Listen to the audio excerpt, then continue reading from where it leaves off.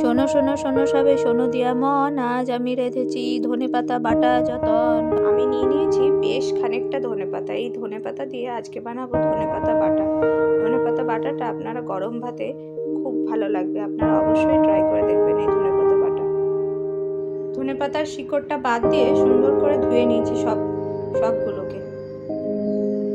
আমি ধনেপাতাটাকে ছোট ছোট করে কেটে নিয়েছি। কড়াইয়ে পরিমাণ মতন সর্ষের তেল দিয়ে তেলটা গরম করে নিয়েছি। তেলটা গরম হয়ে গেছে, আমি কালো জিরে দিয়ে নিলাম।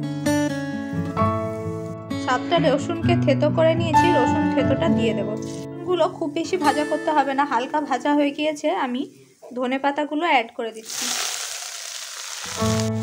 সব কিছুকে একসাথে নাড়িয়ে চাড়িয়ে নেব।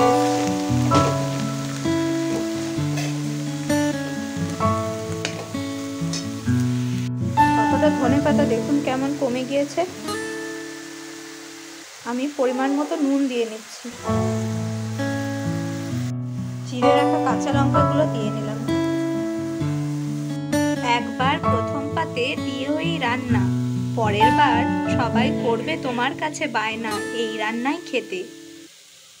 দেখুন ধনেপাতাটা বেশ ভালো করে ভাজা ভাজা হয়ে গিয়েছে। সবটাকে একটা মিক্সির জারে নামিয়ে নিয়ে আমি বেটে নেব। সবটা মিক্সির জারে দিয়ে নিয়েছি, হালকা ঠান্ডা হয়ে গেলে পরে এটা বেটে নেব। কোনো জল অ্যাড করব না। ধনেপাতাটা বেটে নিয়েছি, দেখুন কি সুন্দর হয়েছে। যদি শাকটা বেশি ভাজার কারণে শুকনো হয়ে যায় একেবারে, তাহলে অল্প একটু জল অ্যাড করে নেবেন।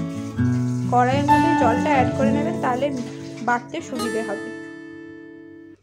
ধনেপাতা বাটা রেসিপিটা অবশ্যই ট্রাই করবেন, কিন্তু কথা দিলাম সবার খুব ভালো লাগবে।